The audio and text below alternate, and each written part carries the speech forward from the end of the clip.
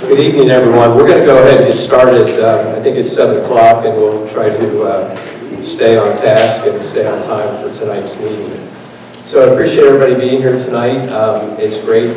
We're appreciative of the opportunity to come back together in a large group that was somewhat slowed down due to the pandemic. So we're excited to be here tonight, and we want to share a little bit about some initiatives that we're referring to as kind of the state of the district as we move forward for next school year and even years beyond. So I'm going to use a PowerPoint, and the format for tonight will be that my central office team will also be coming up to the podium, and they'll be covering some areas in their respective areas that they work in. And then after we're all finished with the presentation, we do have 2 wireless microphones, and 2 of the staff will be walking through the auditorium here, and if you have a question, we'll do questions and answers at the end of that. So we're going to try to stay on task, like I said just a minute ago, and work hard to get through our presentation so that there's time at the end for questions. So first of all, I'd like to acknowledge our 5 elected officials. Mrs. Megan Sparks, our board president, and Megan's over here to my left. Other board members, Vice President Dr. David Moore, and other members of the board, John Dahl, Allison Durnball, and Jeff Schroyer. For about the last 4 or 5 years, the board has worked with students, high school students. They're referred to as high school board reps, and this has been in place for about 5 years now. And so I'd like to acknowledge them. Arish Arpawar, Jacob Beaver, Gabe Koreni, both, Zoe Lamb, and Amina Wazi. They work with the board, and they also work at Centerville High School here to solicit input from the students, and they've also branched out to the middle schools as well. And then my district leadership team, my name is Tom Henderson, superintendent. My assistant superintendent is Dan Tarpey. Our 2 directors of curriculum at the secondary level is Adam Chiarello. Sheree Colletti is the director of elementary curriculum. Tammy Gear, director of student services. Shannon Morgan, director of technology.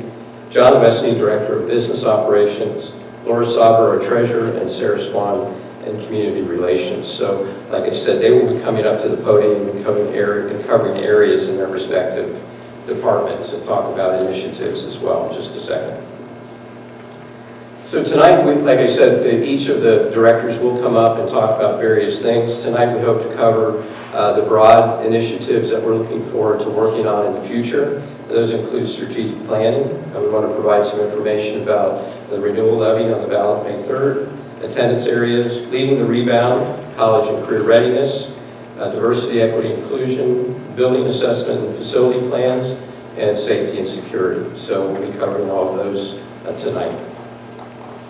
First of all, strategic planning. We're very excited and pleased that to announce that we just completed over a year-long process where we embarked on a strategic planning process. We actually used a facilitator from the Hamilton County Educational Service Center, and we actually started the process January of 2021. And that initial first phase of that process involved building focus groups, where focus groups met with the facilitator. And those focus groups included parents, students, staff, both certificated and classified staff, and also administrators. The second after that was completed, which was by the springtime, and we headed towards the end of that school year, we moved into a book study that took place over the summer. And then the second phase really started with school beginning in the year of August of 2021.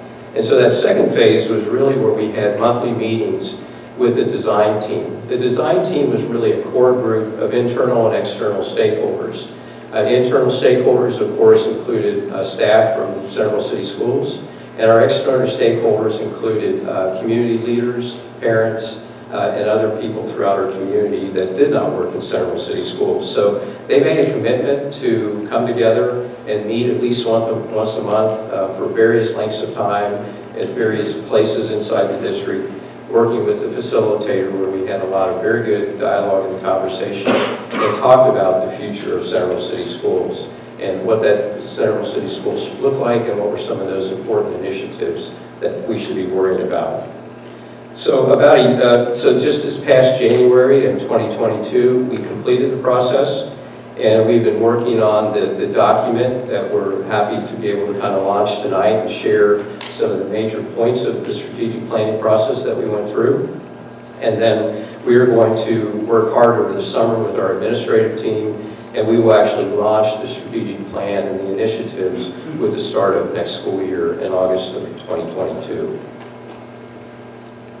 So first of all, through that dialogue and the conversation and the meetings that we had over the year, along with information that was gleaned from the focus groups, we did develop and come up with a new mission and vision statement.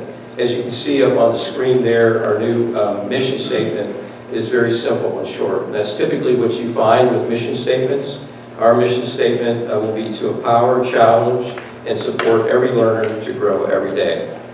And our vision for Centerville City Schools will be to create a collaborative learning environment that responds to the needs of each learner, fosters growth, and prepares individuals to be responsible, community-minded members of society. So again, that's our new mission and vision statement, and you'll be hearing a lot about that as we head into next school year and for the years to come. We also talked about some core statements and some core principles. And I like to refer to this as as things that we believe statements. And so these are things that we felt that were important as we described our district and described our students in our district. And as you can see, there's many of them. I'm not going to go through and read them right now, but these were these are belief statements that core group or that design team came up with as we worked together over that year. And ultimately then we came up with 5 focus areas, and those focus areas were teaching and learning, leading and innovating, diversifying and including, communicating and understanding, and resourcing and supporting. And again, underneath each one of these categories are actually growth indicators where we can measure how effective we are in reaching our goals in each one of these focus areas. So we will, after tonight's meeting, we will launch out to the community more specific information about each one of these focus areas, and you'll be able to see that in that information that we push out to our community. The renewal levy that we have on the May 3rd ballot, this is really just information about that. That first was put into place in 2013. It was a 10-year term levy. Basically, that accounts for about $9.55 million, or about 9% of our general fund revenue, and really that's what we use to fund day-to-day expenses, such as our teacher salaries, classroom materials, and utilities. We hope and believe that helps maintain the excellent school system that we have here in Centerville, and there is more information by going to that website that's listed here. And again, we have that on our website, and we have those links as well that you can go to that and take a look at that as well. We constantly are looking at our student enrollment, and our student enrollment has continued to grow over the years. It is not exploding, but it is growing, and we've there for a while we had plateaued. And so one of the things that we look at is we look at all of our individual buildings, we look at our pupil-teacher ratios in those buildings, and we look at obviously the numbers of students that we have in classrooms. And so as we've been watching that, we knew that we were getting close over the years to getting a capacity in 2 of our buildings. And so this is the year that we're making some adjustments to 2 attendance areas. And those 2 schools that are reaching kind of capacity or tending to be overcrowded are now John Hole and Magsic Middle School. And so some of the things that we've worked on, and we communicated this right before spring break to the affected families, and for those families that were in some of the adjusted attendance areas that we're making these changes in, including moving some students from John Hole to Normandy, and also then some students moving them from Magsic to Tower Heights for the start of the next school year. All of those families were notified, and we held 2 parent evening meetings to make sure that if parents had any questions, that we would get answers to all of those questions. So far that has gone very well, and we will be easing in and making these adjustments starting with next school year. And we'll continue to watch the numbers like we always do. Right now, we think that this will help satisfy the overcrowding at John Hole and at Magsic, but we'll continue to watch that as we move forward. So those are kind of the areas that I wanted to speak to. Next, I'd like to invite Dan Tarpey, the Assistant Superintendent, who is the Director, also the Director of Human Resources. So, Dan? Thank you, Dr. Henderson, and welcome everybody. Thank you for being here tonight. In the Office of Human Resources, we have several core features in the department, and so I'd like to start with our overall arching goal, which is to provide human capital services to over 1,100 employees, which includes both our certificated staff and our classified workers. Our overarching goal is to build supportive and trusting relationships that result in excellent customer service for our current and prospective employers every day for every individual. And we do interact with a lot of people through the course of a year. We endeavor to attract the highest quality of candidates to support the needs of our students, both instructional and emotional. Very simply put, we do pride ourselves in hiring the very best of the best. I'm going to run down through the bullet points, and then I'm going to come back and provide some detail for each of those areas. So these represent the core functions of my department, starting with the coordination of certificated staffing, continuous monitoring of enrollment and pupil-teacher ratios. Dr. Henderson just spoke to that. Procurement and training of substitute teachers, the oversight of teacher evaluation, the oversight of certificated staff licensure, the coordination of the district's mentoring program, the monitoring of staff sick and personal leave, and the monitoring of all leaves of absence. So let me go back and provide some detail with each of these, and then we'll move on to current initiatives. In the area of staffing and personnel, this is the essential responsibility of the department. This is a year-round process, but it starts with an assessment of what the staffing needs represent, followed by coordinated recruitment, selection, and onboarding practices. A primary focus of this work is concentrated on the recruitment and retention of underrepresented populations. This is accomplished in part with my office working in conjunction with members of our district's Diversity, Equity, and Inclusion team, also known as DEI. That team actually participates in the active recruitment process when we go out to the university. So this year, you'll see later on in the slides, we had 8 recruiting visits this year, and we had a member of our diversity team actively recruiting with us at each of those events. So this is work that we're very, very happy with. It's produced lots of positive results for us.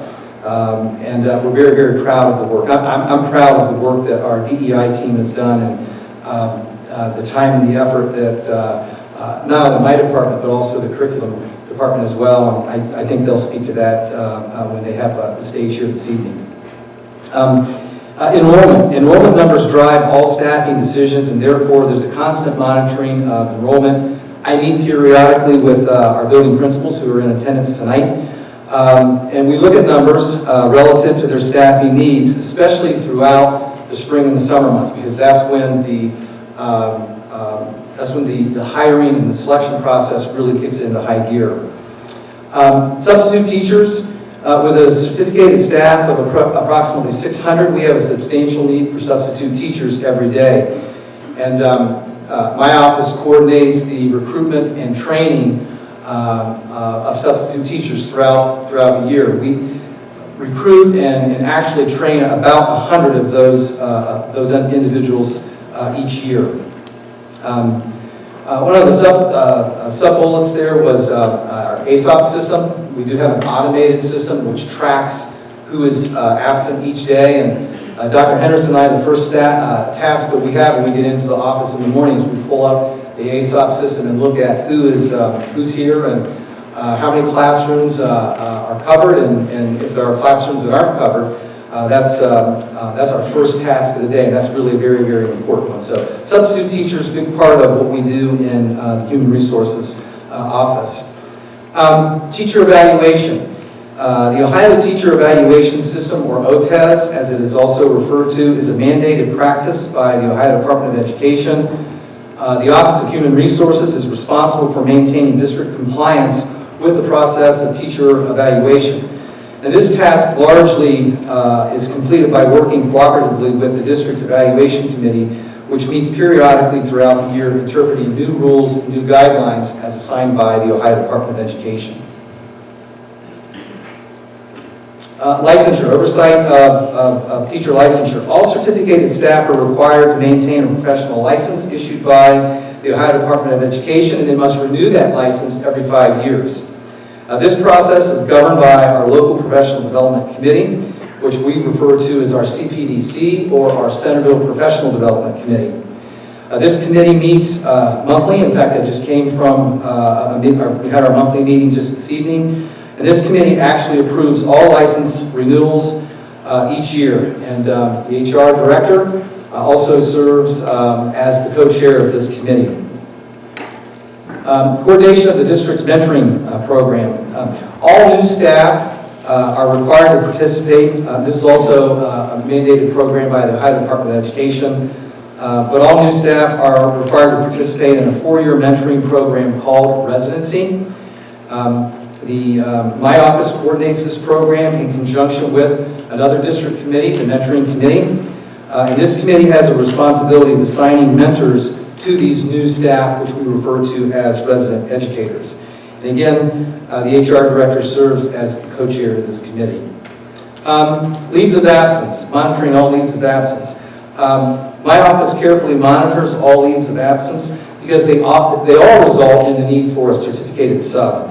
And so there are also contract language implications with these absences. In some cases, like Family Medical Leave Act, FMLA, federal guidelines are involved. And so as a result, I do spend a lot of time interfacing with staff, discussing not only what these regulations are, particularly with the federal regulations, but also discussing their options with their absences, and working through the many nuances that present as a result of those absences. Okay, some current initiatives that we are looking at right now. This really is this is what we're doing in the spring and in the summer. It's recruitment, candidate night. The coordination of the actual hiring and selection process largely occurs in the spring and early summer months, and the coordination of what we refer to as our new teacher academy. Recruitment is a primary focus of my department's spring work, and it's a critical part of the district staffing and personnel work. This work begins annually with planning in January, and it continues through the spring with campus visits to local universities where graduating seniors are interviewed. This year, as I said, we made 8 stops at the University of Dayton, the Dayton Job Fair, Central State University, Wright State University, Miami University, Ohio University, Xavier University, and Bowling Green State University. These recruiting visits generate an applicant pool that sustains in part our hiring process throughout the spring and the summer months. And this process occurs annually. Our recruitment effort culminates in our own job fair we call Candidate Night. And this is an opportunity that our administrators have. It's held here at Centerville High School, where we invite, as we go to these various universities, we invite the more prominent candidates that we meet. We invite them back here to our own fair here at Centerville High School, and it gives our administrators the opportunity to speak to and interview these prospective employees in the various areas of need in their buildings and in their departments. This year, the hiring process, we anticipate hiring 20 to 25 certificated staff, and every year I say to my secretary and to my central office staff, well, I think this year is going to be a light year this year. It's going to be a light year this year. And it's just never is a light year. So I have 20 to 25 on the card right here, but that number could easily grow. And this hiring will continue with an emphasis on diversifying our staff. I just want to come back to that because that is a very, very important very important process of what we are doing. The final phase of our spring and summer work concludes with the onboarding process of new staff and the implementation of a week-long orientation program that we call New Teacher Academy. So each one of those 25 or 20 or 30 or whatever number that becomes, each one of those individuals spends an hour with me through the summer months going through very, very specific onboarding practices. Everything from here's how many sick days you get to this is how your contract reads, this is how you accumulate sick leave, this is what family medical leave looks like. So lots of HR types of activities. I spent, as I said, an hour with those folks. Our treasurer's office spends about another half hour, so it's an intensive process where there's lots of individual one-on-one time spent with these new staff. Then we button it all up just before the start of school in the New Teacher Academy, and that's just a fancy statement for orientation. And so it's a week-long, a week of activities planned by each of the departments that you'll hear speak here this evening. Each one of those members they take a day or half a day, and they take our new staff through the items which are pertinent to their operations that those new staff will need as they traverse through the new school year. So it's a very busy week. It's a highly valuable experience for our new staff. I do feel sorry for them a little bit at the end of the week. By about Thursday afternoon, you can start to see they're spinning a little bit. There's just a lot of information that's disseminated. So that really concludes my comments on the specifics. I'd just like to thank all in attendance this evening for your participation and support of our awesome school district. Thank you.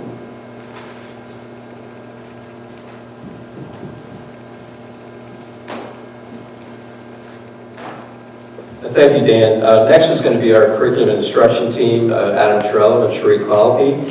Just for clarity's sake, I did want to just make note of that. You know, when Dan talks about 20 or 25 new hires this year, that's replacement. So that's not additional staff that we're hiring. Those are to replace those staff that have retired and or resigned. And so we average about 20 certificated staff every year, and it usually works out to about an average of 20 or so. So next we have our curriculum team here. Thank you, Dr. Henderson. Hi, everyone. I'm Adam Chiarello. I'm the Director of Secondary Curriculum. And I'm Sheree Colby. I'm the Director of Elementary Curriculum. And so we're here tonight to talk with you about basically everything teaching and learning throughout the district. Sheree and I work with our team to support, as Dan mentioned, about 600 certificated staff members, our teachers, in serving our almost 8,000 students across the district. We're tasked with implementing Ohio's learning standards across all the grades, as well as often the AP standards and some of those pieces for other programs that don't have Ohio learning standards. Some of the other pieces that we support from our department is gifted services, also support for our English language learners, as well as supporting our counselors and the services that they provide children at school. We also have a robust literacy support program that's funded partially from Title I funds that are some federal money. We have math support. We also are responsible for managing those federal funds. So we have Title I, Title II, Title IV, IDAB, and then the ESSER money that has come in due to some of the COVID relief pieces. And then the other layer of our work is supporting our teachers through professional learning. So we're not going to go through each one of these. We have some things that we're going to go through, but as you can see, we in preparation for this presentation wanted to list just some of the assessments, some of the major assessments that we help facilitate and coordinate across the district. Luckily for us, we have a number of other staff members, administrators throughout the district that help us with this initiative. But these are some of the assessments that we have our students take and regularly assess and study to understand our impact across our program. And these represent growth. We're measuring growth of students. We're also measuring achievement. And from this variety of assessments, we also get a lot of data that help us dig into different layers of teaching and learning and supporting both our students and their teachers. So our goal tonight was to highlight some of our ongoing work. We're going to select about 4 or 5 of these that we're really going to go into more depth about. But we wanted to list a number of things that are, again, supported out of our office to give you kind of an idea of the kind of the scope of the things that we're managing with our team and helping lead. There are everything from law to local initiatives to regional initiatives to just things that come up in curriculum that you have to regularly reevaluate and assess how well the programs that we have and the resources that we have are meeting the standards and look at how that impact is moving us forward.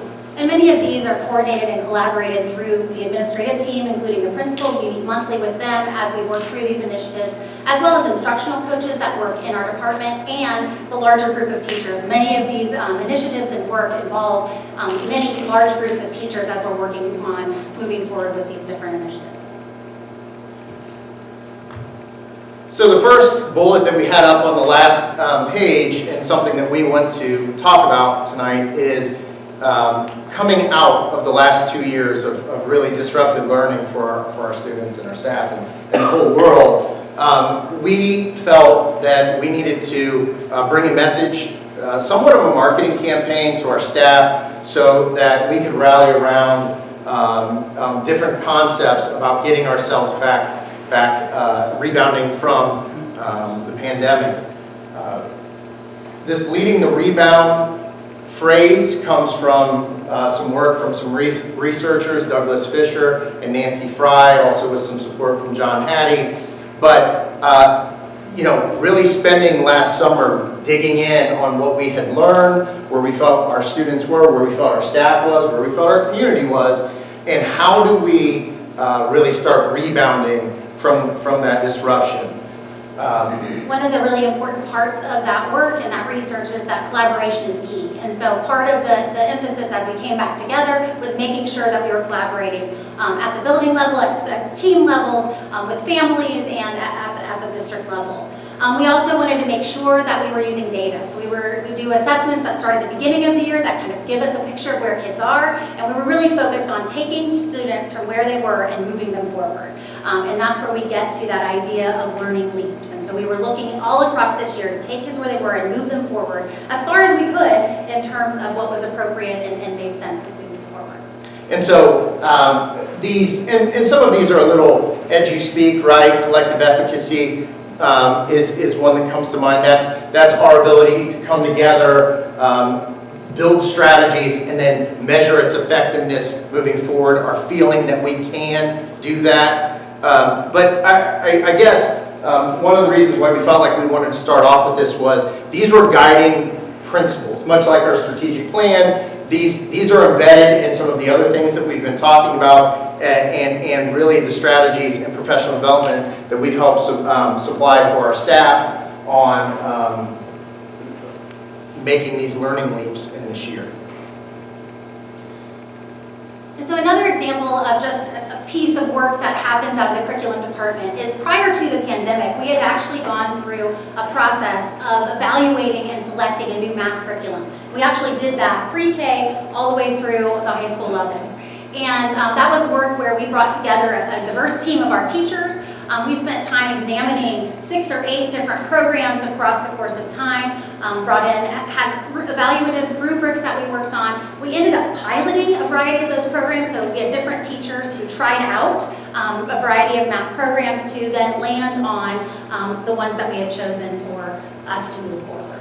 And so that is an example of kind of how those things are working. We're in year 1 and year 2 of implementation of those programs based on elementary or secondary. And really we're in that active implementation stage. So as we implement something, there's always new learning that goes along with that, and making sure that we're supporting our teachers and our students as we make those transitions and move forward. And although the process for selecting these programs that we're implementing predates that disruption, what we feel is embodied or is contained in our new math program is a high emphasis on collaboration. Our staff is really coming together around that. Also a collaborative classroom. You know, the pandemic led to a lot of isolation with kids, and there's a lot of opportunity through these programs for students to share their ideas. It's actually encouraged as part of the program, share their thinking, get back into those social skills that we know that are important. So we've been excited that that has fit very well. Somewhat by design, it's something that we always need to work on with kids, but it seemed timely in this leading the rebound, and so far as we get information about how our students are doing, how are they rebounding? Programs like Bridges and Carnegie Learning provide us with more real-time information about our kids and how they are doing than any tool we've ever had before. And I don't want to be overly optimistic, but I think we feel very good about the information and how our students are responding as they interact with these programs. So we wanted to share that as an example of somewhere where we've been able to implement some of those ideas straight into our classroom, straight with our students, but also then with our teachers as they have collaborated and worked really hard this year to help with this effort. Another initiative that we're working on at the K-5 level, pre-K-5 level, is MTSS, which stands for Multi-Tiered Systems of Support. And really, when we talk about this initiative, we're really re-examining the practices in core instruction, so that's your classroom instruction, academic, social emotional, character ed, behavior, all of those pieces that go into helping a child be successful in the classroom. But what we know is everybody doesn't learn at the same time or at the same pace, and so making sure that we have differentiated opportunities that happen in that classroom, but then as we're finding places where children are struggling, we want to be very proactive and be able to provide that intervention. So some children then need that extra support of a more targeted intervention. And as we go down that path, we always have other children who are still struggling, or that's not quite what they need. And so we have even more specialized programs and interventions and things that a few children need. And we're always working to find what is it that that child needs in order to grow. And so we have lots of different pieces and training that our teachers have been through, but we're really working on solidifying that system and making sure there aren't any holes in it as we move forward. And so that's work that we started embarking on as a district team with the principals and a core leadership group. And it will be working into the buildings as we head into next year. And so it's really some work that's happening, making sure that we have those places in our building to support students as they move through that learning process.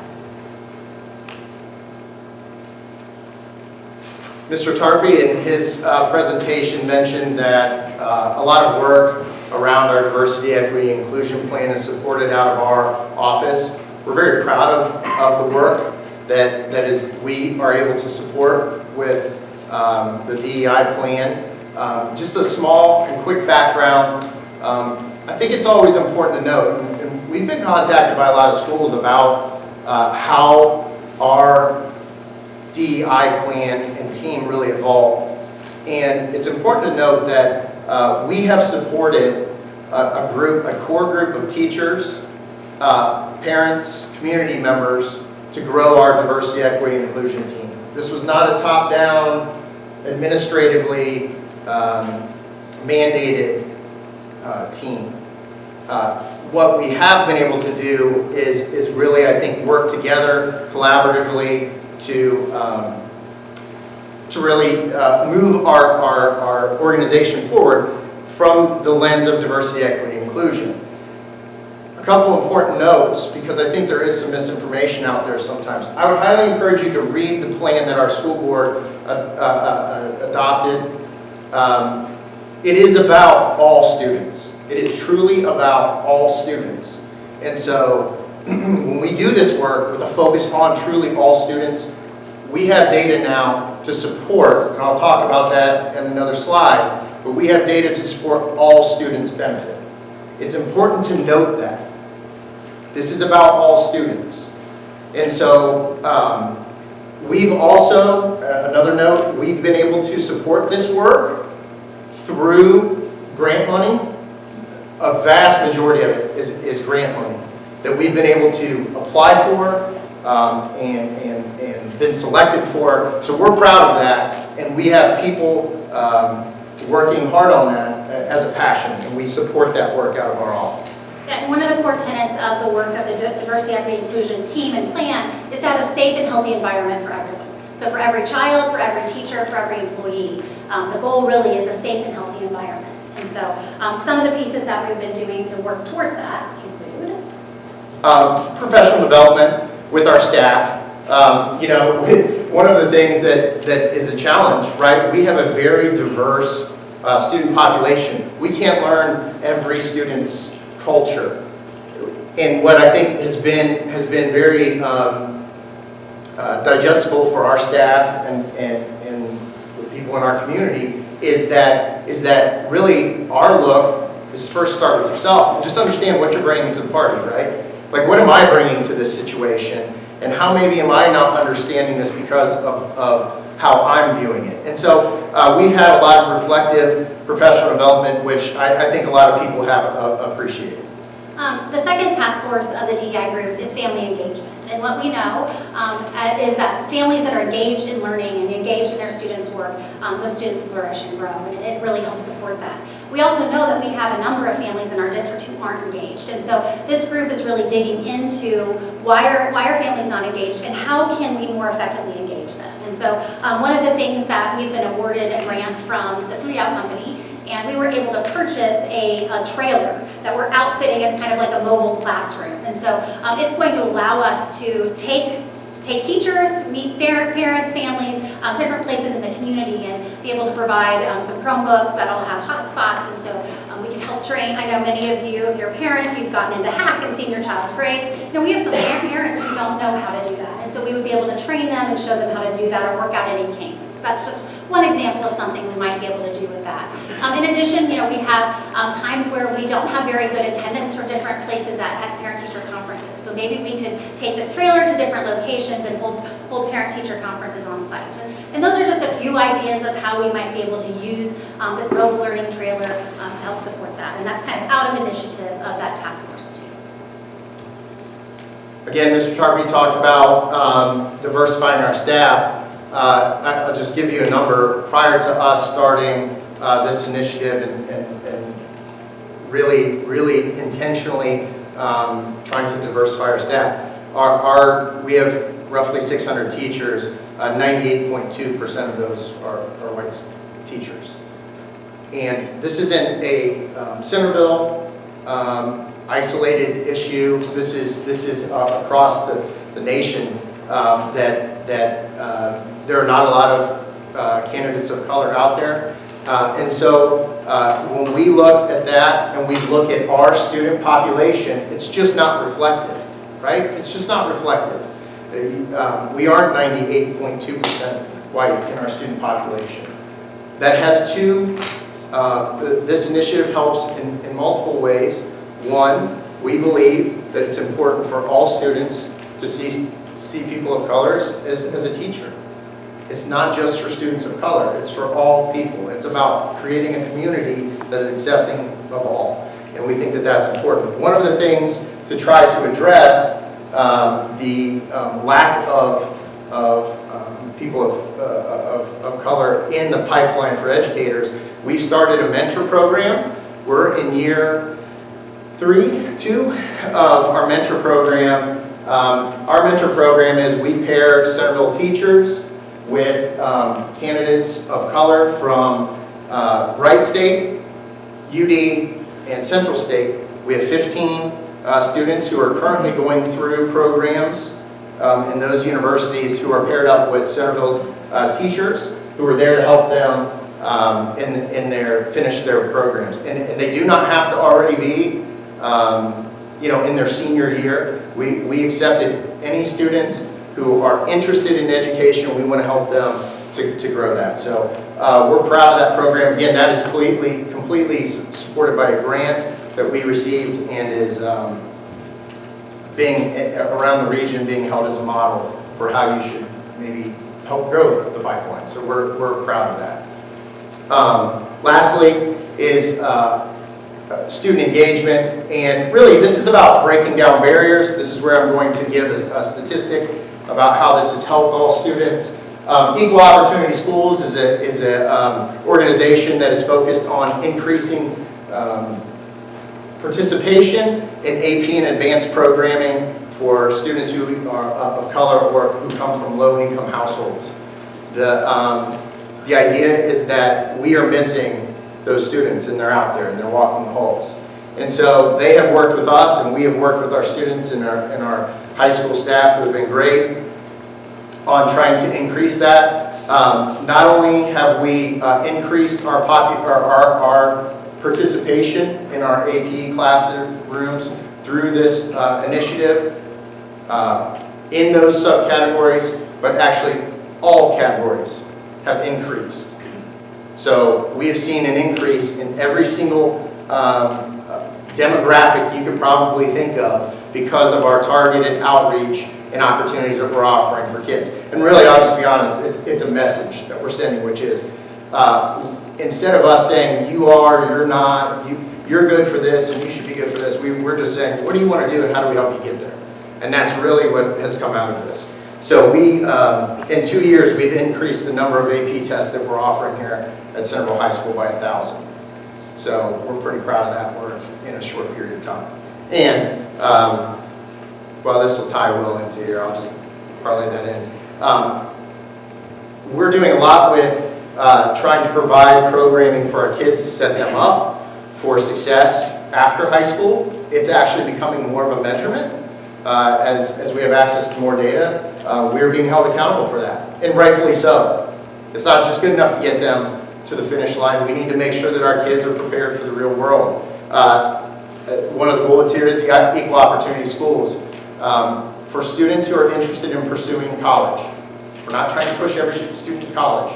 If they would like to go, they're twice as likely to graduate from college if they take one AP course while they're in high school. So that's an important stat for us, and that's something that we've been pushing.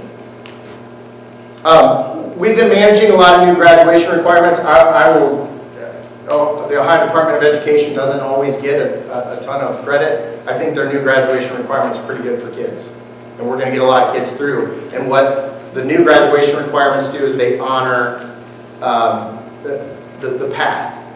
So if students are interested in going into a career, there's a pathway to get to graduation and for us to set them up to do that. Not everybody's getting funneled into a college track. And that's important because there's a lot of opportunity in our region for students. We're going to skip just down to talking about the opportunity in our region. We have brought on, the last couple of years, a couple programs that are trying to address specifically the area, the region's needs for jobs. Our advanced manufacturing program over here in our industrial arts area has grown. We have grown partnerships with local businesses, so much so that we're going to have a new nice Haas CNC machine being donated through donations and grant money that you'll see on display here next school year that's really supporting that and the programming and the opportunities we can provide for students. And we recently announced and have our first cohort of state-tested nursing aides or students who are going through that STNA program in partnership with Sinclair down the road. So it's not all about pushing students to college. We want to push them to college if they want to go. If they're not sure about that, we're going to work with them on advising them through programs like Navigance and in our advisory program and our counseling.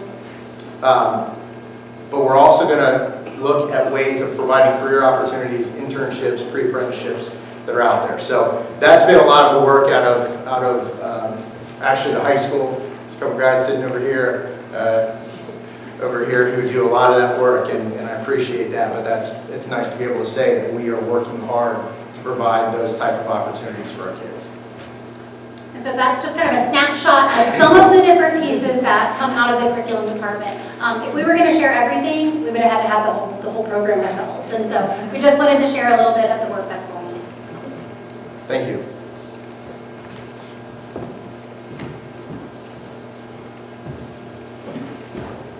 Thank you, Adam Shree. Next, I'd like to invite Tammy Dira, our Director of Student Services, to talk about the area that she covers.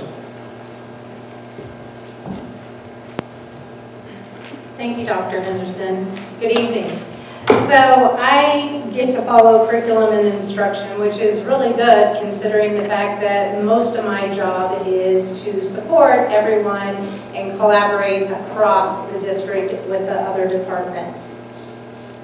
So you can see up here, there are quite a few things that fall under student services, which start with attendance and truancy, custody, enrollment, foster care, home instruction, homeschooling, inter-district transfers, mental health services, nursing services.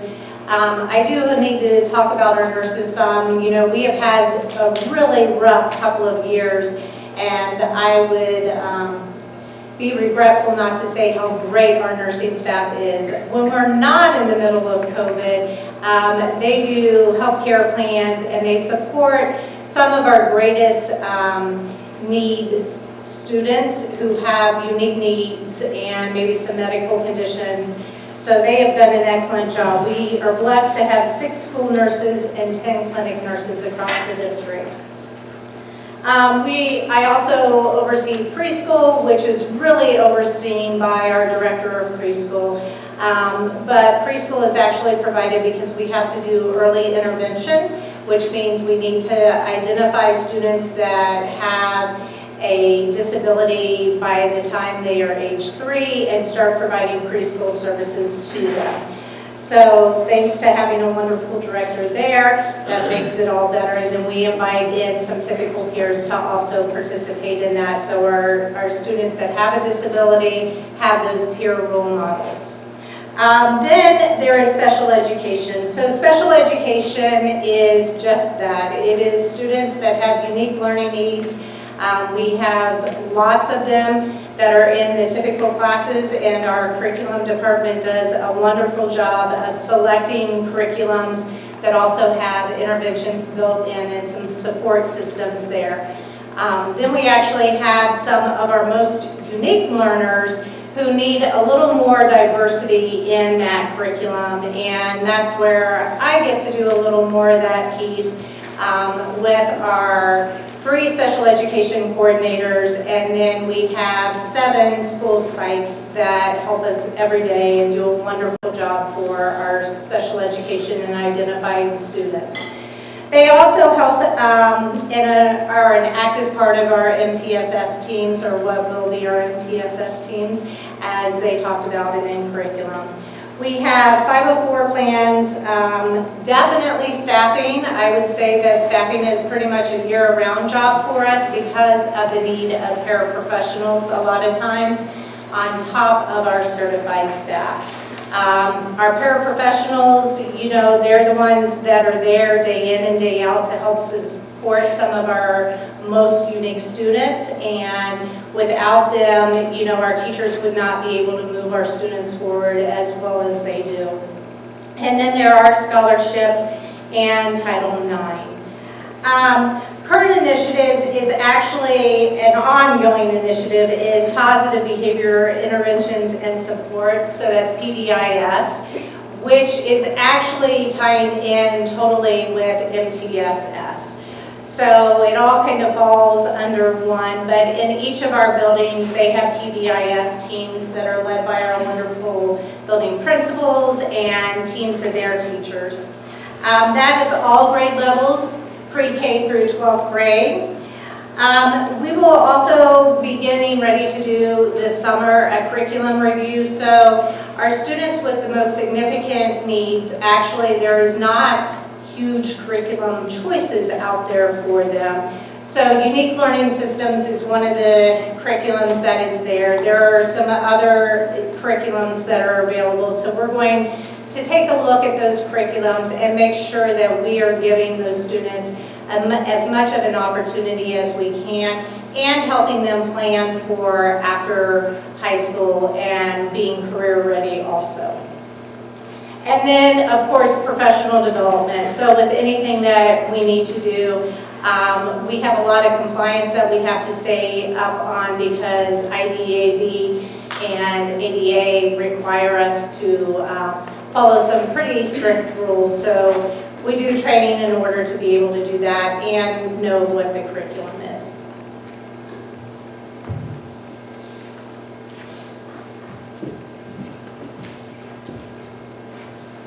Thank you, Tammy. Next is Shannon Morgan, our Director of Technology. Good evening. Excuse me. I appreciate the time to be here tonight to represent the district's technology department.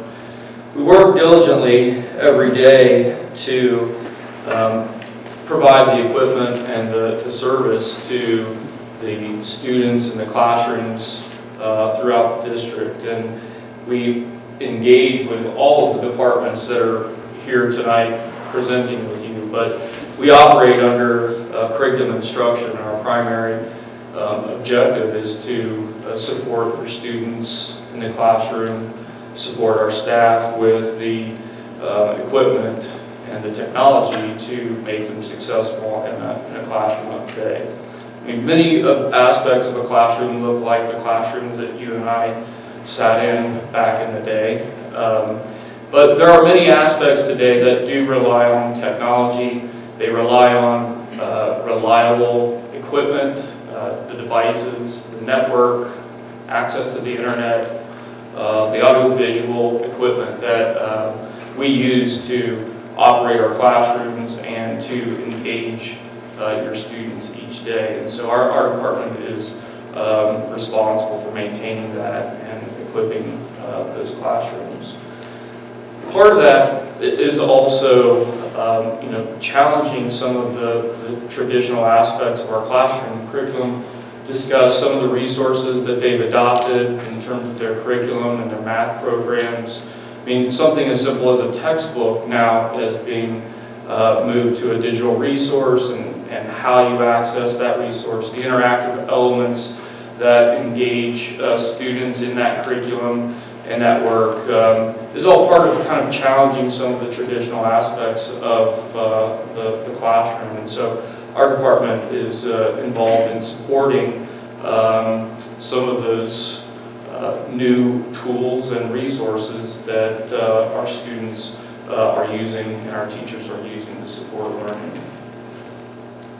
We also have a role in just supporting the daily operations. Our focus is on, and I'll talk more about the students and the devices that they're carrying and how we support those classrooms, but we have a role in supporting just normal operations, the treasurer's office, the transportation office, the business office, and making sure that they have the resources to make the district run on a daily basis. So I wanted to spend some time talking about some of the new processes that we've been working to refine recently. You know, the pandemic was an interesting time for everyone. Our department was tasked with deploying devices to students, and before we came back to school in 2020, the school board approved a plan to assign devices to each of our students. And so there's a big part of our work this year. There are parts of that cycle and that program that we put together that we still have not gone through for the first time. And so we're still working on, revising that process and that program. And so, the students, our youngest students that come to the district, who are still developing eye-hand coordination, who are still learning how to use a touchpad on a computer, who are still learning how to spell words and know their ABCs, presents challenges for classrooms at our primary levels. And so that's been a big shift in the district. And the device that we assigned to them is a touch screen, and that the intent there is to make the device more accessible for them. They have the ability to drag and drop, and that eliminates some of the challenges that you have with those younger students. We also implemented this year something that was really important, I think has made a big difference for the younger students, which is a method to log into the computer. You can imagine the complication in a first grade classroom where students are still learning how to write words, getting them to log in with a unique username and password.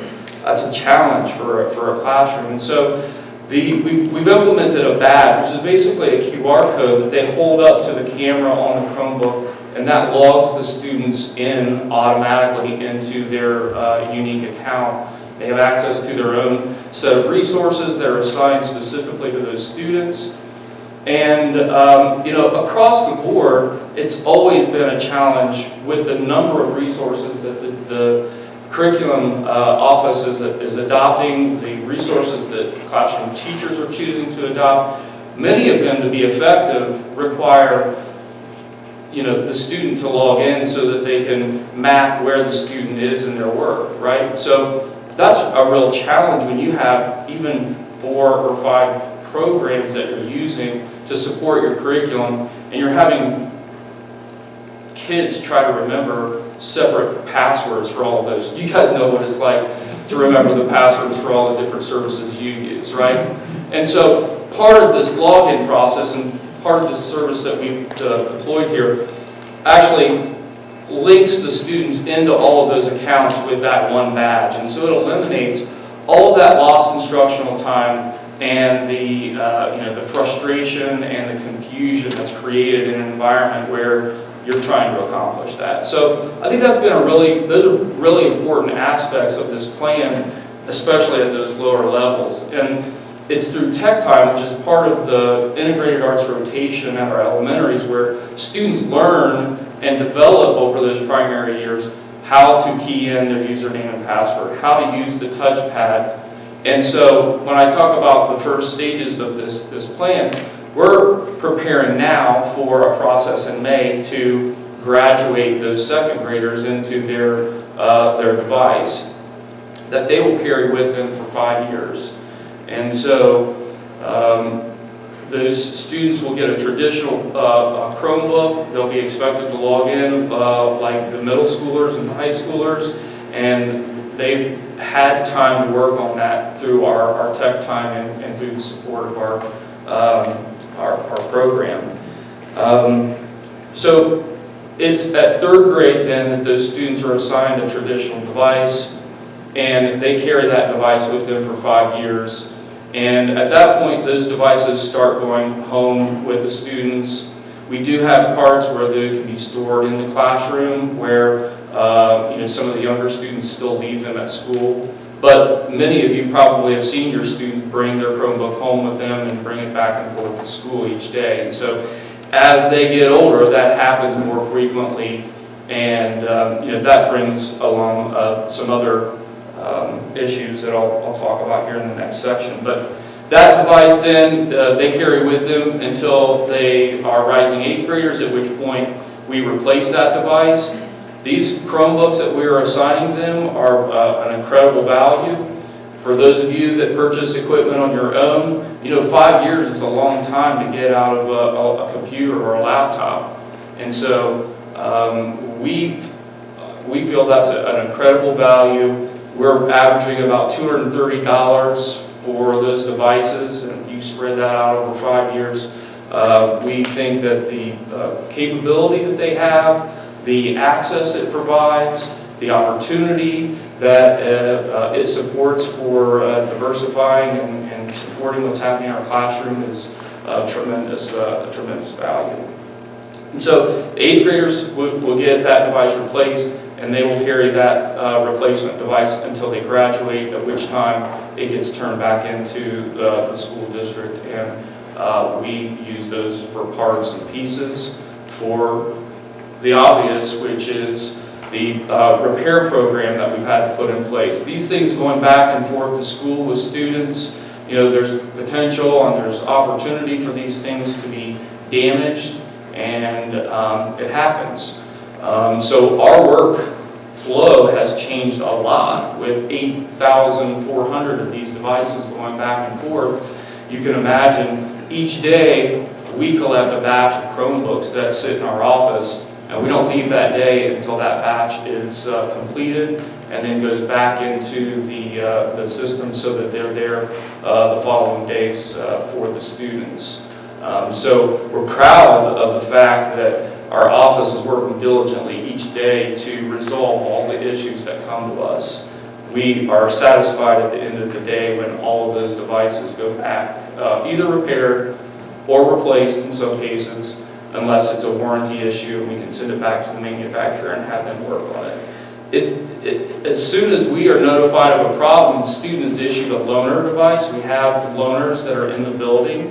So the student is never without a device to support the important things that are happening in their classroom. We provide that loaner to them. They use that loaner until the following day when we return their repaired device. And that is, I give the buildings a lot of credit because their secretaries, the IMC aides, or the teachers in the classroom are supporting that transition to get us the devices that we need to repair. So we're working on that process. I'm not going to tell you it's perfect, but we don't have students without devices when they need them in the classroom. We don't have students that need equipment or computers at home without while we're doing those repairs, and we are prompt with our repairs and getting them back to the students. We also, during the pandemic, had to transition between a system where we content filtered devices when they were here on site. When those devices started going home, we had an obligation to make sure that that device is used appropriately, and that we had a way to prevent that device from accessing resources and materials that would not be aligned with the classroom objectives and the work that we do here in the district. And so we had to make some changes to the content filtering system that we use on the students' devices and the content system that we use here across the district, district-wide. It filters on broad categories. So many websites are grouped into these categories, and we assign whether or not those categories are available to the students. Not everything is 100%, but it's a lot better than where we were before. And I'm satisfied, I'm confident that these students are not accessing materials that they shouldn't be with this new content filter. And many staff and students alike will probably complain that they're limited too much, and I get lots of complaints about that. But again, the purpose of this is to make sure that we're doing our due diligence to secure that device.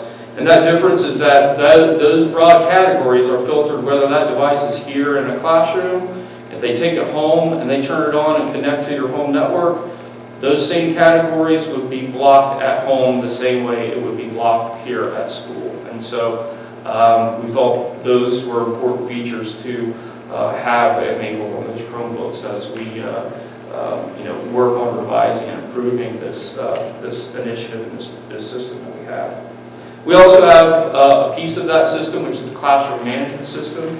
This allows our teachers, when they're in the class with the students and they're working in groups or working as a class, they're able to limit which pages a class can get to. If I'm doing an activity today and I only want them to go to one page, I can set up my classroom today so I can tell them they can only go to that one page. I can keep them focused on the work that I want them doing during this time. If I only want them in the math program, I can set it up so that they can only get to the math program during this period of time. And I think that's a good use of that so that the students are focused. The device is not a distraction in the classroom, and we're teaching the students that there are good, appropriate uses and ways to make this an effective learning tool. It also gives the teacher the ability to close tabs. If they have something up that the teacher doesn't want, the teacher can close that tab. But none of this works outside of the classroom when they're connected to our network. When they go home and they connect to your network, none of those features work.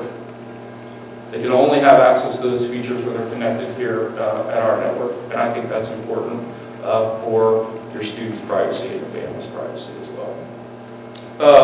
So I'm not going to spend any more time. I just want to talk about some of those changes that I thought were important from our department that have, I think, important implications for your students and the classrooms that they're participating in. And I think, I said, we have a department that comes in every day and is working diligently to make improvements to those processes for you and your students. So I appreciate your time. Thank you.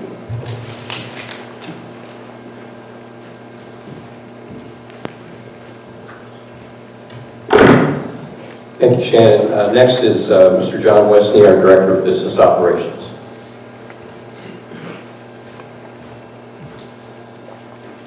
Good evening and welcome. We'll probably spend the next hour or so just kind of talking about some of the business operations projects. So please bear with me when we get through some of those projects as soon as I can, or as fast as I can.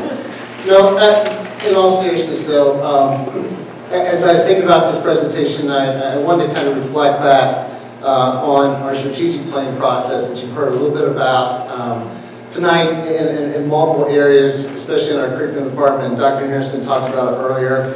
In our strategic planning process, there were really 5 focus areas, and one of those focus areas dealt with resources and supporting and providing support structures necessary to sustain and maximize growth. Well, that really embodies what takes place in the business office each and every day. In the business office, we're responsible for the district-wide purchasing of all goods and products within the district. We also oversee our maintenance, transportation, and student nutrition services program. And in addition to that, we manage the permanent improvement funds, which is budgeted to take on some of the permanent improvement projects throughout the district, which are projects that are to upgrade our facilities, to renew or replace items within our facilities, and to also renew some of our equipment that's related to the operations of the district as well. The district is involved in several purchasing co-op programs, from national purchasing cooperatives to the Southwest Ohio Educational Purchasing Council that I want to mention just a little bit tonight. This program really allows us to use our resources and really work with other districts to pull our resources together to get the items that we need for our district. And it allows us to aggregate larger volumes of those items, and it helps us to reduce the pricing for the cost that we have to pay for some of those items and services for the district. And some of those items include supplies, furniture, food, vehicles for our transportation department, our buses, and it's really been a valuable program for the district.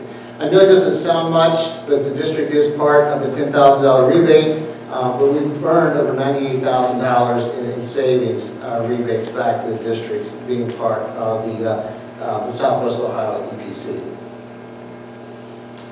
I want to talk just a little bit about some of our building maintenance and our maintenance staff, just from the perspective of giving you an idea of how large and how big of the projects that take place here within the district. Our maintenance, we have 9 full-time employees that maintain 14 facilities across the district. It's 1.2 million square feet under roof. And so that doesn't count our outside areas like our athletic fields or stadiums or bleachers. So it's a lot to maintain and keep up with. Our maintenance guys do a great job of working. You start looking at this time of year, our peak season is getting ready to hit.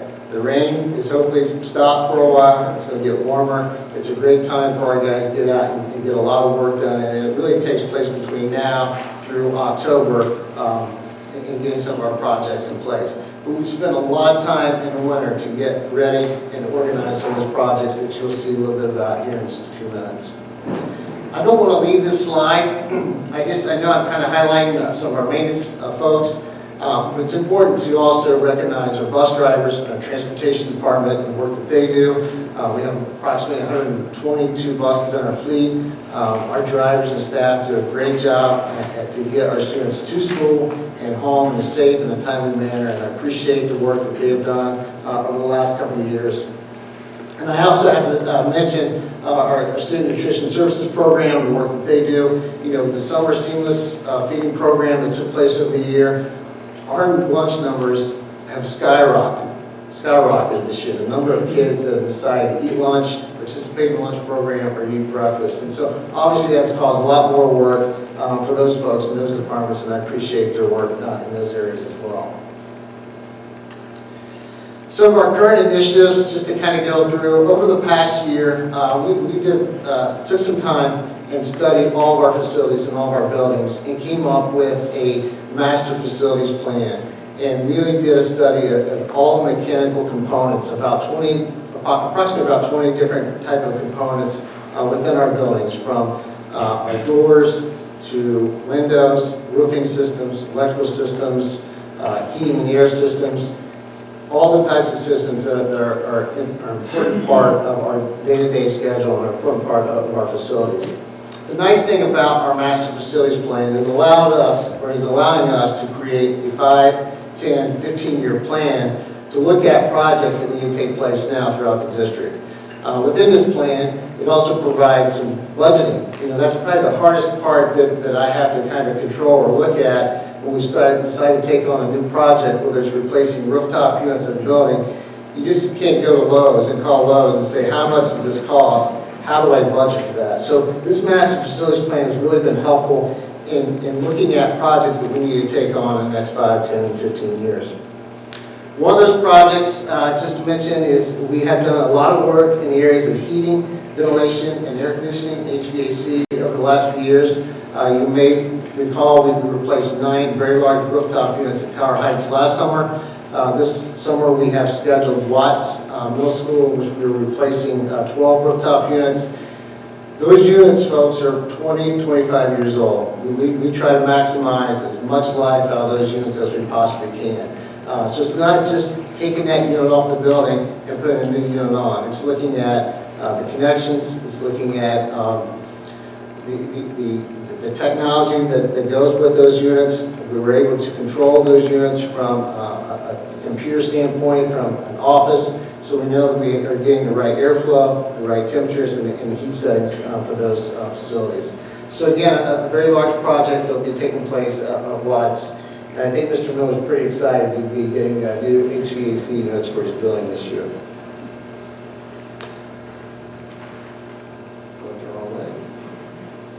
In addition to some of our current initiatives, we're working hard to replace some of our boilers. Last year we replaced 2 boilers, Bryan Flex unit boilers at John Hole. We're scheduled to replace 2 of those at Weller Elementary this year.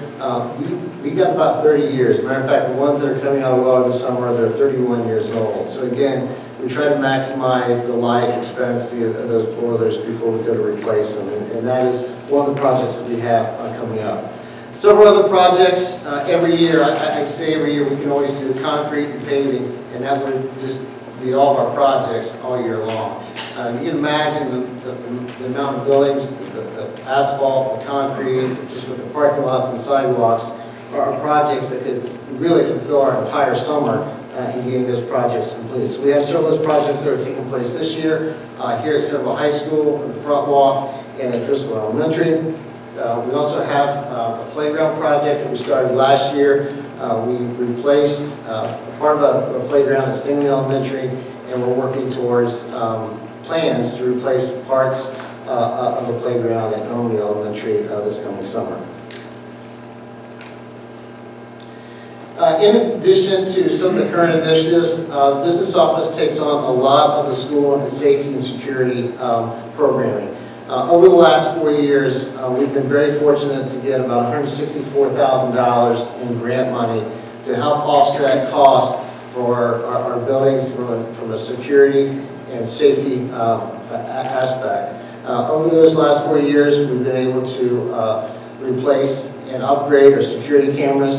We put in an emergency radio communication program, and we also have added 3M security film to our doors and windows to improve the overall safety of our buildings. This year, I'm excited to announce that we are going to implement a Raptor visitor management program, which will allow all of our buildings to be able to manage our visitors.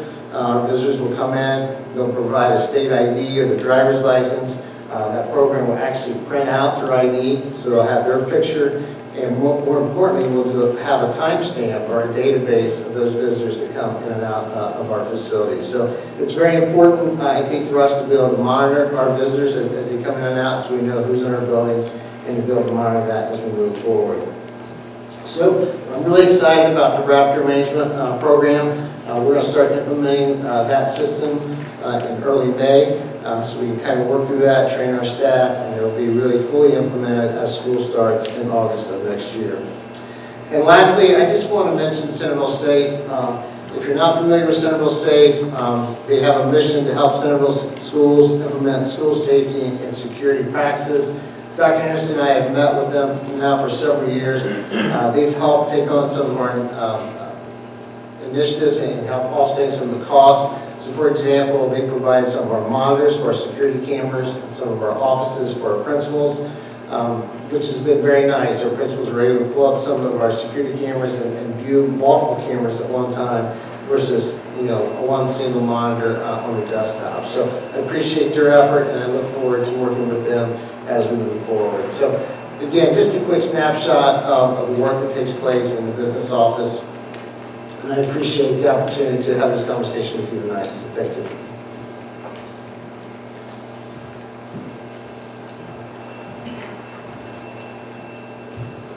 Thanks, John. Next is our school treasurer, Laura Sauber.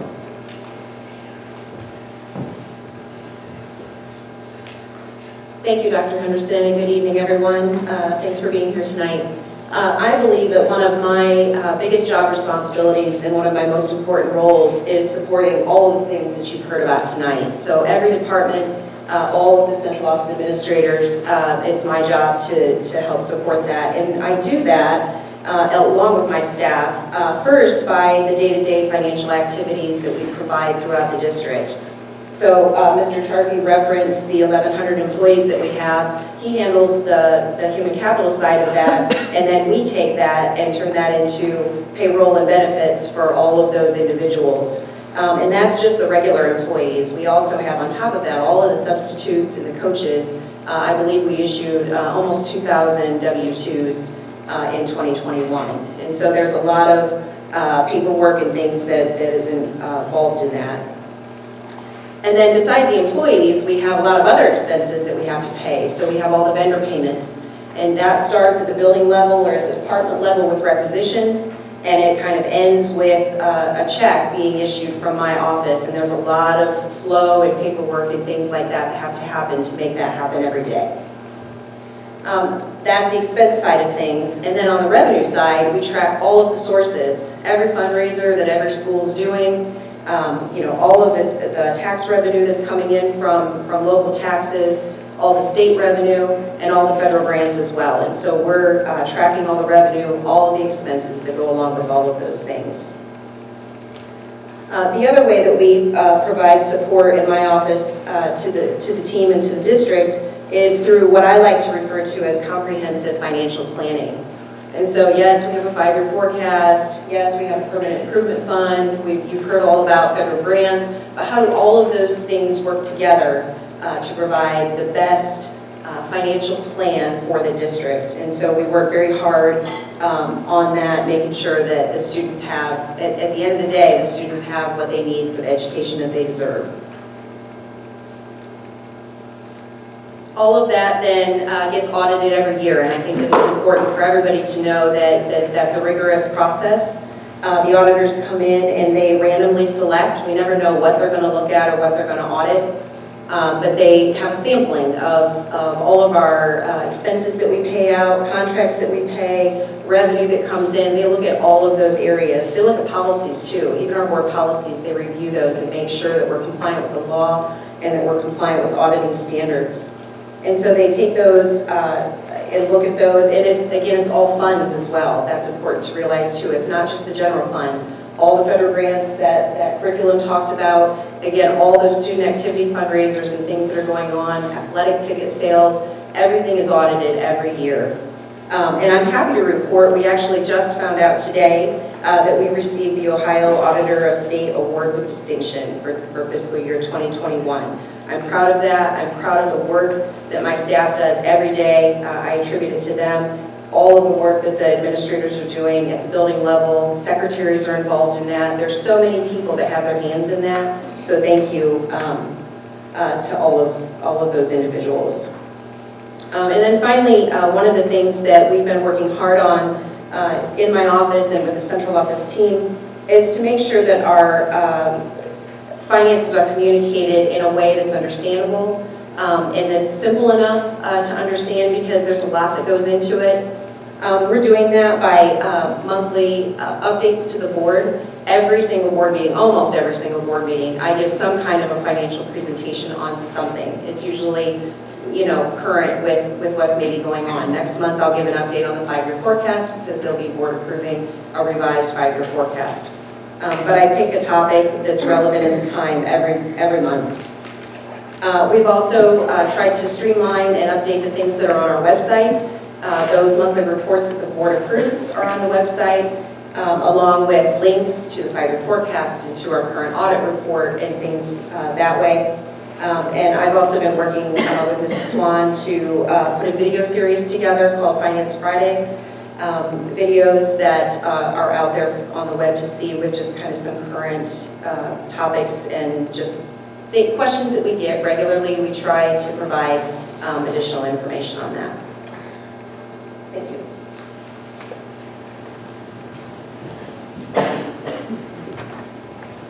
Last but not least is Sarah Swan, who's our community relations specialist, and she's going to talk about the initiatives with district communications.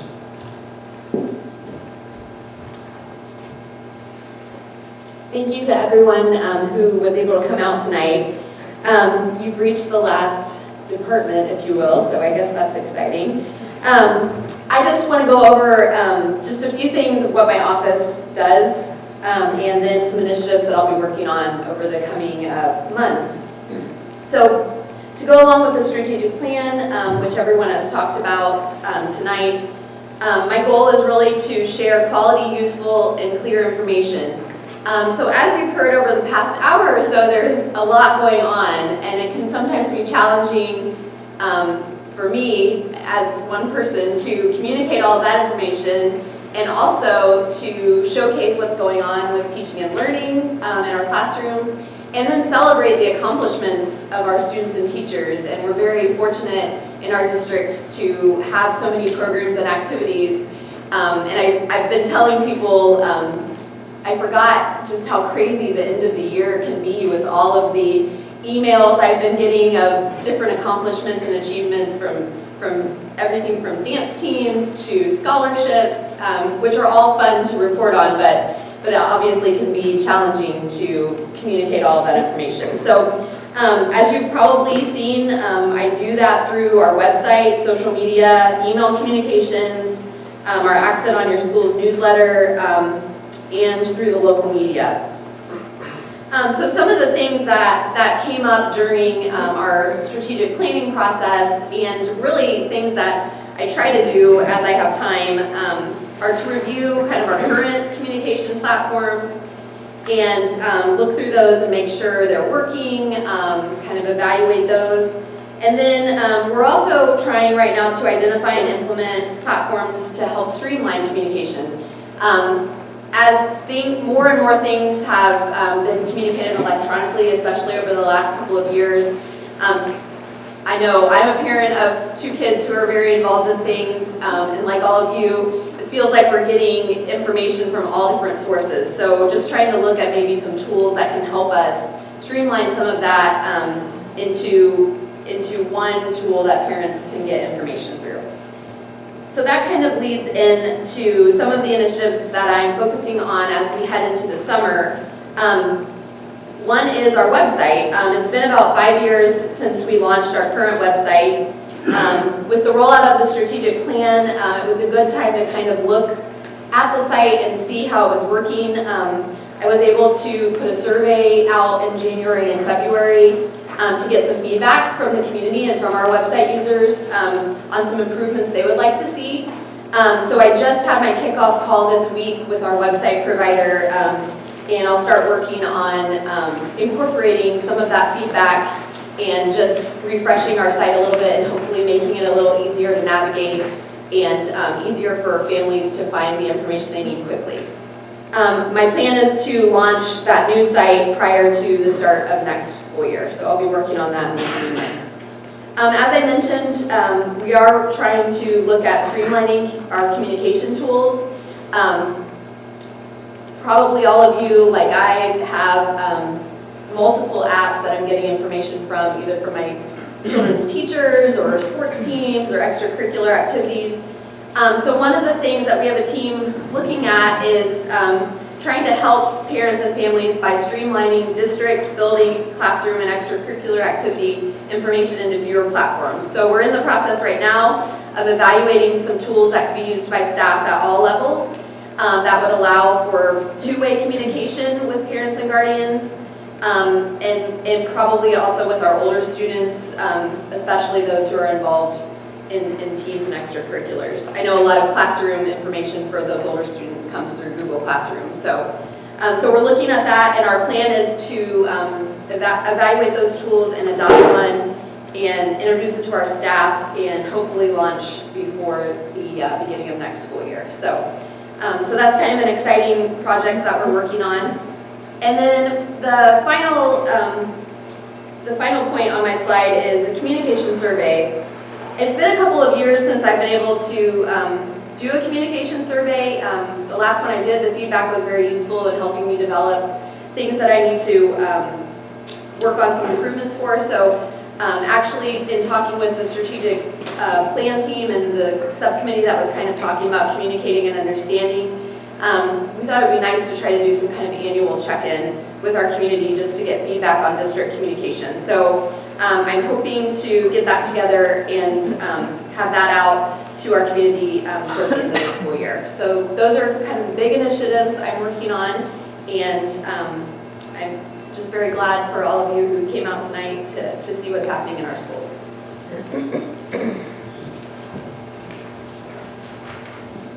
Thank you, Sarah, and again, thank all of you for putting up with the lengthy conversation we had tonight. Like I shared at the beginning of the program, I am going to ask John and Dan to kind of split and go left and right, and I would like to invite maybe the rest of my central office team to come down here, so if it's a question that's maybe specific to their particular area, I'll ask them to jump in and maybe be here at the mic so that they can save some time as we're approaching about 8:30. So if you have some questions, if you'd like to raise your hand, and they'll come around and hand you the mic. Yes, ma'am.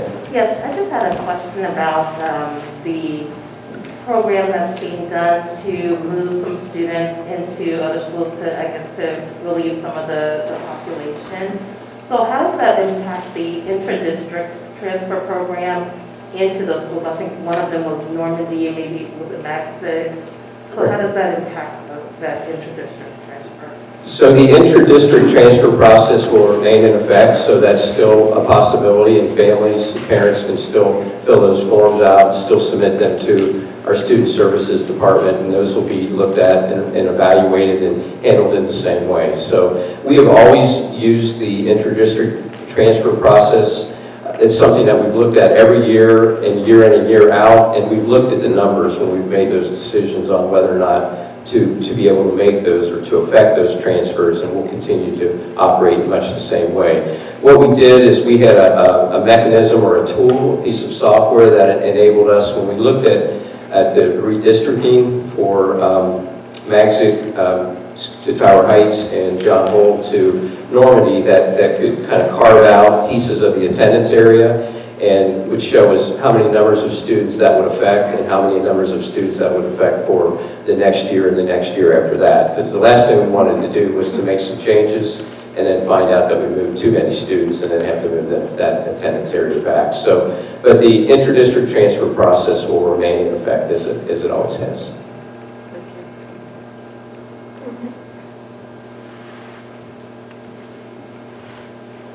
Hi, Dr. Henderson. In 2020, the Moody's investors assigned the Centerville City Schools School Improvement Funding Bond an AA1 rating with negative outlook. Negative outlook rating was due to the amount of outstanding debt. They also listed concern of underfunding of 2 cost-sharing pensions plans that the school district participates in, And they also listed a concern with the amount of fund reserves that is going down in the school district. Does the district have any plans to reduce costs to lower the amount of outstanding debt and maintain the healthy fund reserve balance, or do you think more school levies will be pursued in the future? You know, it's going to be hard to, so the debt that you're referring to was the result of the passage of a bond in 2005. And so when that bond passed, that enabled the Board of Education and those school officials at that time to make decisions to renovate and expand and update every single school building in the district. It also provided an opportunity based on community input at the time to do things like build the Performing Arts Center on the south end of Centerville High School, to do other things at all of the buildings, to build Primary Village South on Paragon Road as well. So that's a normal thing that occurs with school districts, and I usually equate that to like a mortgage with a house. So you know, that is something that when that bond passed, there was a schedule, there's a bond service fund here in the district, and that money is paid back on a schedule, very much like we pay back the mortgage on our households when we buy a house. So that doesn't really affect the general revenue sources that we have and our general revenue that we look at with our 5-year forecast. So it's hard to predict. I don't believe that that's going to have any impact on future levies down the road. Or do you want to add anything to that, or is that, I mean, I think that covered that, but we'll be continuing to look at, Laura mentioned the 5-year forecast, and we actually have a more looking at 10 years down the road, and so that'll be the tools that we'll be looking at to make determinations about future levies. So I can't tell you right now what that future will look like right now, but that 2005 bond, when that passed, really isn't going to affect that right now. Does that help? Just was wondering. I'm sorry? I was just wondering if you're concerned about the rating that the Moody investors gave the school district's bond as a negative outlook due to the amount of debt and lower amount of reserves. I think we felt pretty good about how everything worked out with that, and we saved the community. I'll let you a lot of money, but I'll let you. That's correct. That rating that we had accomplished was because we refinanced that debt. So, you know, that pension piece that's in there, all the schools get that, unfortunately, just because of the way the pension system works for teachers and support staff. I want to just touch on, you know, the future levy piece. Unfortunately, the way schools are funded in Ohio, I don't think you can ever say that we'll never be back on the ballot, but we do try to prolong that as long as what we can, just based on, you know, once we pass the levy, our revenue stays very constant and very, very stable throughout the years, but our expenses continue to rise due to inflation and things like that. So, you know, inevitably, you know, we'll likely be on the ballot again someday, but, you know, that's down the road ways.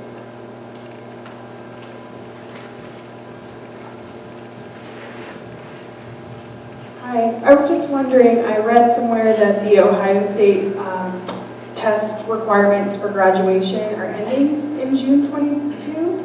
Is that correct or no? They're changing. They're changing, so there changing. still will be exit exams?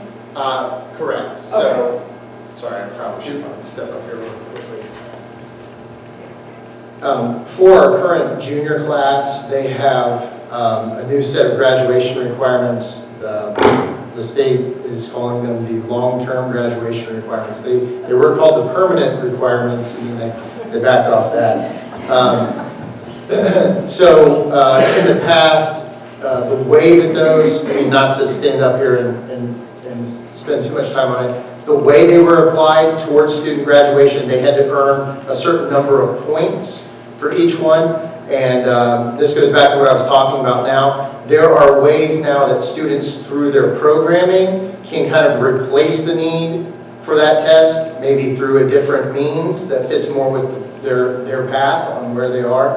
But there are two for graduation that will still be required of students, basically. Algebra 1 and ELA, what they call ELA 2, but it's basically your sophomore ELA course. Those are now the only two where students have to show what they call competency. Thank you. Mm-hmm. Last year, the state of Ohio passed a new school funding formula because the school district looked at how this funding formula will apply to our district and in light of new property valuations? Also, does the new school district 5-year budget plan account for the new funding formula?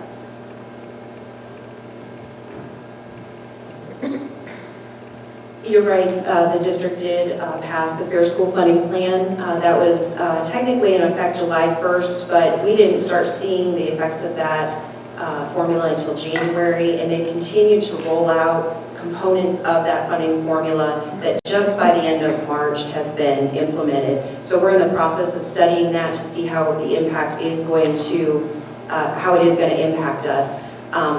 Initially, I believe that Centerville will basically be on a guarantee to receive the funding levels that we've received in the past. We are a high wealth and a high income district, and those lower the state support that we receive because of that. And can you repeat the second part? I'm sorry. Does the new school district 5-year budget plan account for the new funding formula? We will do that at the May board meeting with the May revision of the 5-year forecast.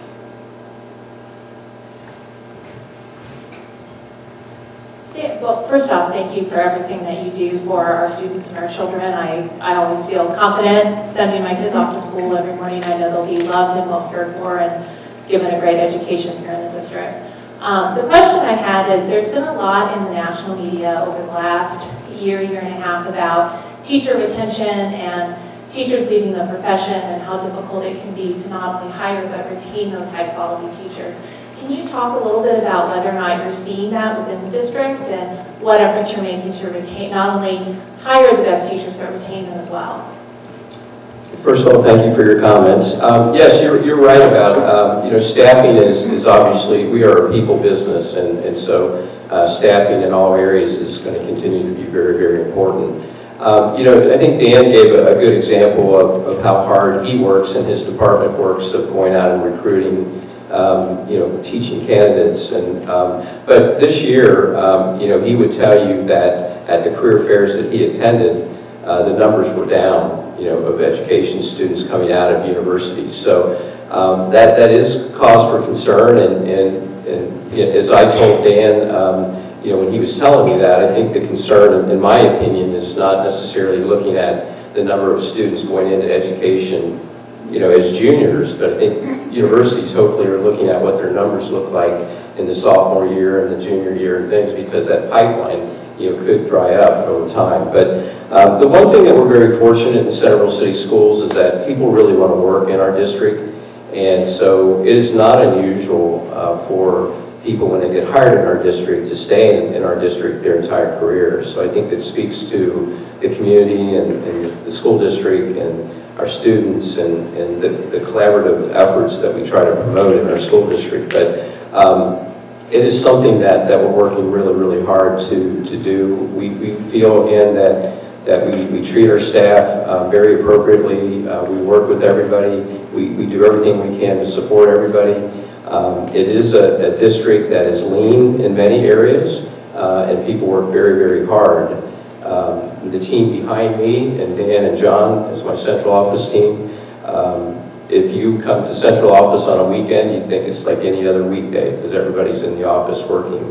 My administrative team over here do an awesome job in the buildings and take care of the kids like their kids, like you just indicated there. So it is a district where there's high expectations for the staff, and the expectation in Centerville is to work hard and to put the time in and do everything it takes to support our kids. So and it is something that we're continuing to watch. Substitute teachers are at a premium right now, and but we did better than most other districts across the Miami Valley area. We worked really hard on that. Again, a credit to Dan. John Westney with bus drivers, they're a high commodity right now, but we didn't miss a boat with a minute with the transportation issues that some other districts had. So we go after people, we go after good people, and we work hard to do that. So the universities, I know, also are looking at their numbers, and so they're doing their due diligence as well, and making sure that we do have a pool of candidates to look at. So I think this candidate night that Dan referenced, last year we had about about 120, what we call the best of the best, that we invited to our own in-house candidate night. And this year, we're at maybe 68, 70, so it is, the numbers are down a little bit. So it is something that we're constantly working on and looking to improve upon. So we provide time for anybody. If they walk in the door and say, I'd like to talk to somebody about teaching, we spend time and meet them and take the time to do that, because that's important. You never know what you're going to need until that opening occurs. So.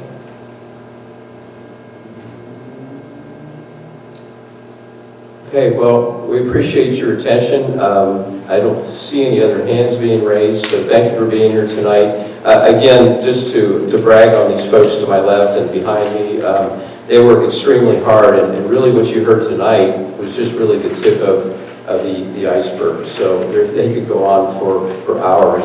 And I was remiss, there are a couple teachers in the audience, and they work very hard as well, so I didn't even leave them out. So thank you for being here. One more question. Oh, okay, I'm sorry. Well, it's not really a question. I wanted to be here tonight because I knew it was going to be your last State of the District. And I just wanted to personally share my thank yous for all the hard work and dedication you've given to this district for so many years. We're going to miss you. Centerville's going to be worse off for not having you anymore, but I'm sure we'll hire someone that can fill your shoes. But I just want to say thank you. Thank you. It's appreciated.